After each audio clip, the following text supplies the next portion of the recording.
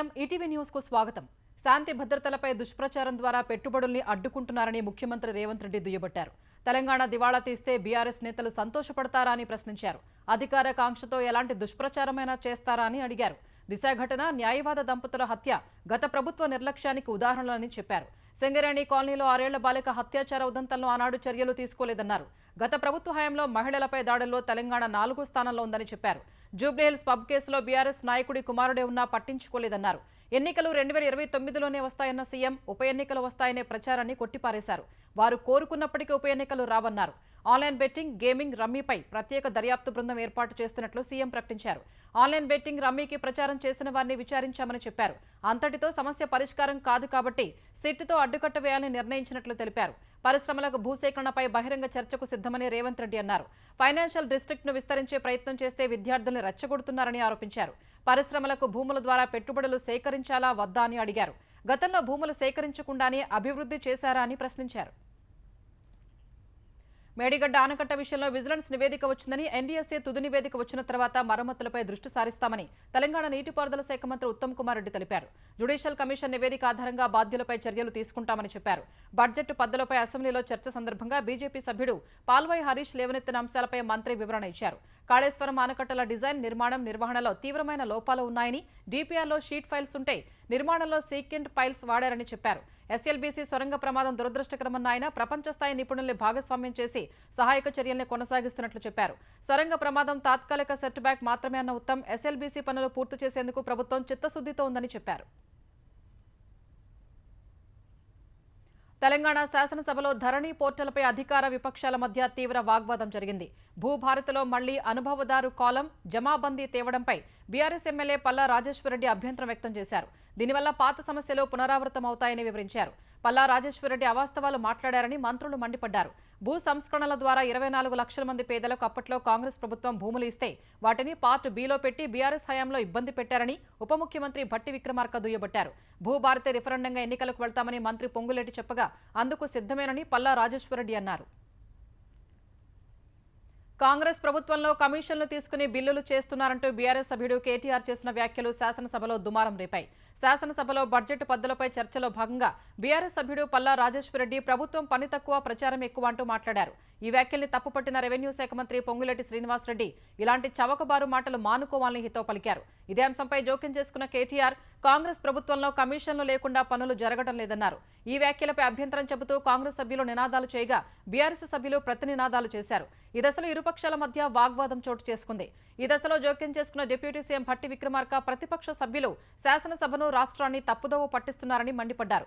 Commission తీసుకుంటున్నారంటున్న KTR నిరూపించాలని, లేదంటే సభకు క్షమాపణ చెప్పాలని డిమాండ్ చేశారు. గత బీఆర్ఎస్ ప్రభుత్వం 40,000 కోట్ల పనులు చేయించి బిల్లులు పెండింగ్ పెట్టిందన్నారు. ఇప్పుడు బిల్లుల చెల్లింపులు సరిచేస్తున్నామని వివరించారు. ఆ తర్వాత కేటీఆర్ వ్యాఖ్యల్ని రికార్డుల నుంచి తొలగిస్తున్నట్లు స్పీకర్ ప్రకటించగా తమకు మాట్లాడే అవకాశం ఇవ్వడం లేదంటూ బీఆర్ఎస్ సభ నుంచి వాకౌట్ చేసింది. కొత్త జిల్లాల్లో జిల్లా స్థాయి అధికారులకు పూర్తి స్థాయిలో అధికారాల్ని కల్పించాలని ముఖ్యమంత్రి చంద్రబాబు ఆదేశించారు. ఇందుకు సంబంధించిన ఆదేశాల్ని 2 రోజుల్లో జారీ చేయాలని విభాగాధిపతులకు సూచించారు.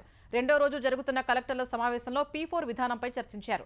జిల్లాల వారీగా కార్యాచరణ ప్రణాళిక, సమస్యలపై కలెక్టర్లు ప్రజెంటేషన్ ఇచ్చారు.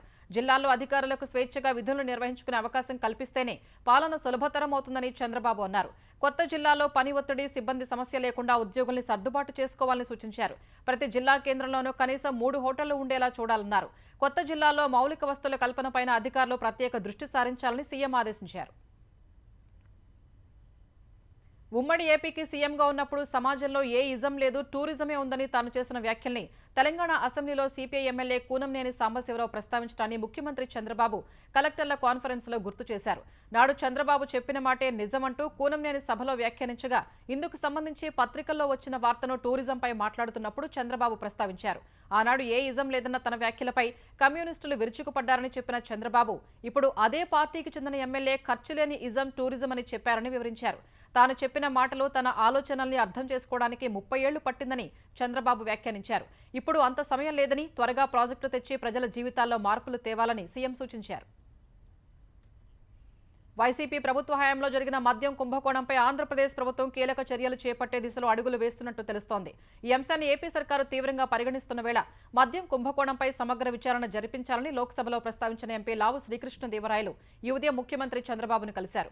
ఈ కుంభకోణం ద్వారా ఆర్జించిన 4,000 కోట్ల రూపాయల సొమ్మును విదేశాలకు తరలించారని శ్రీకృష్ణదేవరాయలు ఆరోపించారు. ఇదే అంశంపై కేంద్ర హోంమంత్రి అమిత్ షాని కలిసి కూడా చర్చించిన ఎంపీ ఢిల్లీలో పరిణామాల్ని సీఎంకు వివరించారు. భద్రాచలంలో ఘోర ప్రమాదం జరిగింది. నిర్మాణంలో ఉన్న 6 అంతస్తుల భవనం కుప్పకూలింది. భవనం శిథిలాల కింద 6 ఉన్నట్లు తెలుస్తోంది. స్థానికుల సమాచారంతో ఘటనా స్థలికి చేరుకున్న పోలీసులు సహాయ చర్యలు చేపట్టారు. ప్లొక్లైన్లతో శిథిలాలు తొలగిస్తున్నారు. ట్రస్టు పేరుతో విరాళాలు సేకరించి పాత భవనంపైనే పిల్లర్లు వేసి 5 అంతస్తుల నిర్మాణం చేపడుతుండగా ఈ ప్రమాదం జరిగింది. నిర్మాణంలో లోపాల వల్లే ప్రమాదం జరిగినట్లు అధికారులు భావిస్తున్నారు. కూలిన భవనం పక్కనే ట్రస్టు నిర్వాహకులు ఆలయం కూడా నిర్మిస్తున్నారు. 2023 ఏడాది తెలంగాణలో కలకలం రేపిన సరూర్ నగర్ కు చెందిన అప్సరా హత్య కేసులో నిందితుడికి రంగారెడ్డి కోర్టు జీవిత ఖైదు విధించింది. సాక్ష్యాలు తారుమారు చేసినందుకు మరో 7 ఏళ్ల జైలు శిక్ష, 10,000 రూపాయల జరిమానా విధించింది. బాధితురాలి కుటుంబ సభ్యులకు 10 లక్షలు పరిహారం ప్రకటించింది. సరూర్ నగర్ లో ఉండే అప్సరకు మైసమ్మ ఆలయ పూజారి వెంకట సాయికృష్ణతో ఏర్పడిన పరిచయం వివాహితర సంబంధానికి దారితీసింది. అప్పటికే సాయికృష్ణకు పెళ్లై ఓ కుమార్తె ఉండగా అప్సర తనను పెళ్లి చేసుకోవాలని ఒత్తిడి చేసింది.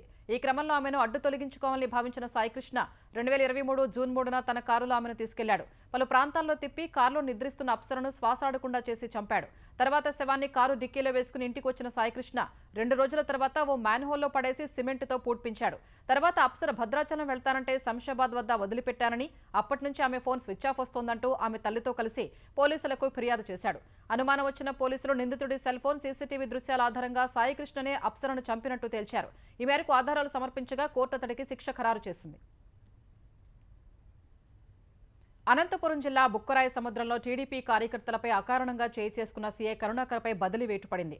సీఐ కరుణాకర్ను తిరుపతిలో వీఆర్కు బదిలీ చేస్తూ ఆదేశాలు వెలువడ్డాయి. తక్షణమే కరుణాకర్ను రిలీవ్ చేయాలని అనంతపురం రేంజ్ డీఐజీ షమూషి ఆదేశాలిచ్చారు. ఓ కేసుపై చర్చించేందుకు వెళ్లిన టీడీపీ కార్యకర్తలతో దురుసుగా ప్రవర్తించిన సీఐ కరుణాకర్ తర్వాత వారిపై చేయి చేసుకున్నారు.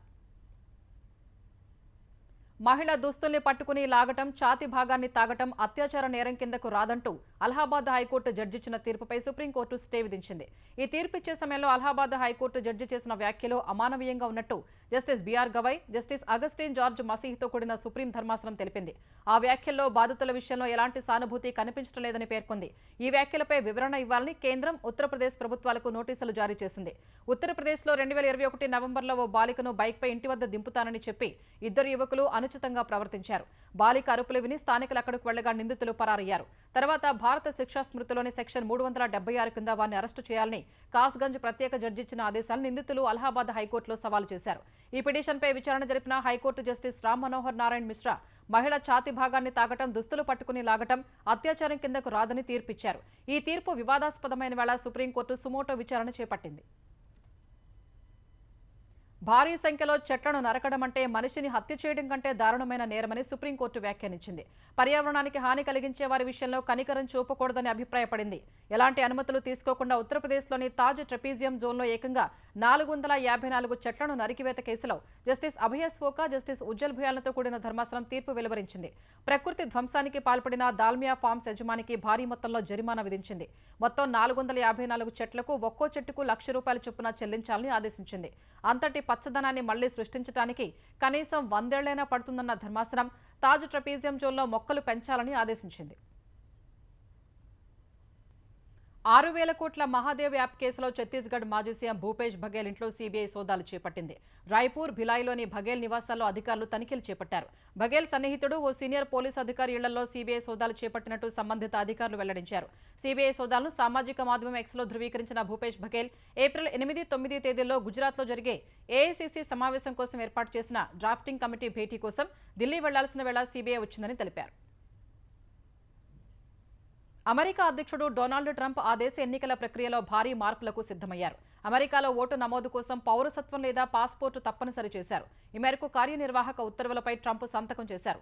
స్వయం పాలనలో ఎన్నో దేశాలకు మార్గదర్శకంగా నిలుస్తున్న అమెరికా ఆధునిక, అభివృద్ధి చెందుతున్న దేశాలు అనుసరిస్తున్న ఎన్నికల ప్రక్రియలోని ప్రాథమిక, అవసరమైన నిబంధనలు అమలు చేయడంలో మాత్రం విఫలమైందని తెలిపారు. భారత్, బ్రెజిల్ వంటి దేశాలు ఓటరు గుర్తింపును బయోమెట్రిక్ డేటాబేస్తో అనుసంధానిస్తున్నాయని, అమెరికా మాత్రం పౌరసత్వం కోసం స్వీయ ధృవీకరణపై ఆధారపడుతోందని తెలిపారు. ఎన్నికల వేళ అమెరికాయేతరులు విరాళాలు ఇవ్వకుండా నిషేధం విధిస్తున్నట్లు తెలిపారు. ఎన్నికల రోజు నాటికి వచ్చే మెయిల్ ఓట్లను మాత్రమే లెక్కించే విధంగా మరో నిబంధన పెట్టారు. అమెరికాలో మరో భారత సంతతి వ్యక్తికి ఉన్నత హోదా దక్కింది. National institutes of health NIH డైరెక్టర్గా జై భట్టాచార్య నియామకానికి యుఎస్ సెనెట్ ఆమోదం తెలిపింది. జై భట్టాచార్య నియామకానికి 53-47 ఓట్ల తేడాతో ఆమోద ముద్ర పడింది. వైద్య పరిశోధనల్ని పర్యవేక్షించే ఎన్ఐహెచ్కు తదుపరి డైరెక్టర్గా జై భట్టాచార్యను నియమిస్తున్నట్లు గత నవంబర్లోనే అమెరికా అధ్యక్షుడు ట్రంప్ ప్రకటించారు. అమెరికన్ శాస్త్రీయ సంస్థల్ని సంస్కరించి దేశాన్ని మళ్లీ ఆరోగ్యంగా మారుస్తామని పేర్కొన్నారు. ఇప్పుడు ట్రంప్ నిర్ణయానికి సెనెట్ ఆమోదం లభించింది. 1968 ఏడాది కోల్కతాలో పుట్టిన జై భట్టాచార్య 1997లో స్టాన్ఫోర్డ్ యూనివర్సిటీ స్కూల్ ఆఫ్ మెడిసిన్లో డాక్టరేట్ పూర్తి చేశారు. 3 ఏళ్ల తర్వాత అదే విశ్వవిద్యాలయం నుంచి ఆర్థిక శాస్త్రంలో పీహెచ్డీ అందుకున్నారు. తర్వాత అక్కడే health policy professor, national bureau of economics రీసెర్చ్లో రీసెర్చ్ అసోసియేట్గా పనిచేశారు. దక్షిణ కొరియాలో కార్చిచ్చుల బారిన పడి మృతి చెందిన వారి సంఖ్య 24కి పెరిగింది. మంటల్ని అదుపు చేసే క్రమంలో ఓ ఎయిర్క్రాఫ్ట్ కూలీ పైలట్ చనిపోయారు. కార్చిచ్చును అదుపులోకి తెచ్చేందుకు వందలాది మంది అగ్నిమాపక సిబ్బంది తీవ్రంగా శ్రమిస్తున్నారు. బలమైన గాలులకు మంటలు అంతకంతకు విస్తరిస్తున్నట్టు అధికారులు తెలిపారు. ఉయూసియాంగ్, సాన్షియాంగ్ కౌంటీలు, ఉల్సాన్ నగరంపై కార్చిచ్చు ప్రభావం ఉన్నట్టు చెప్పారు. పలుచోట్ల చెలరేగిన మంటలకు మానవత తప్పిదాలు కారణమే ఉండొచ్చన్న అధికారులు 43,000 ఎకరాల అటవీ ప్రాంతం కాలి బూడిదైనట్టు తెలిపారు. వందలాది ఇళ్లు, వాహనాలు, 1300 ఏళ్ల క్రితం నాటి బౌద్ధ దేవాలయం దగ్ధమైనట్టు వివరించారు. మదుపర్లు లాభాల స్వీకరణకు మొగ్గు చూపడంతో దేశీయ స్టాక్ మార్కెట్లలో 7 రోజుల లాభాలకు తెరపడింది. గత 7 సెషన్లలో 4,188 పాయింట్లు ఎగబాకిన సెన్సెక్స్ నేడు 729 పాయింట్లు పతనమైంది. ఈ ఉదయం 78,021 పాయింట్ల వద్ద ప్రారంభమైన బీఎస్సీ సూచీ ఆరంభంలోనే 78,168 పాయింట్ల గరిష్ట స్థాయిని తాకింది. తర్వాత మదుపరులు బ్యాంకింగ్, ఐటీ రంగాల వాటాల్ని అమ్మి సొమ్ము చేసుకోవడంతో మార్కెట్లో ఒత్తిడి ఏర్పడింది. ఒక దశలో 77,194 పాయింట్ల కనిష్ట స్థాయికి సూచీ పడిపోయింది. చివర్లో కాస్త పెరిగి 77,288 పాయింట్ల వద్ద స్థిరపడింది. జాతీయ స్టాక్ ఎక్స్చేంజ్ సూచీ నిఫ్టీ 182 పాయింట్లు తగ్గి 23,487 వద్ద ముగిసింది.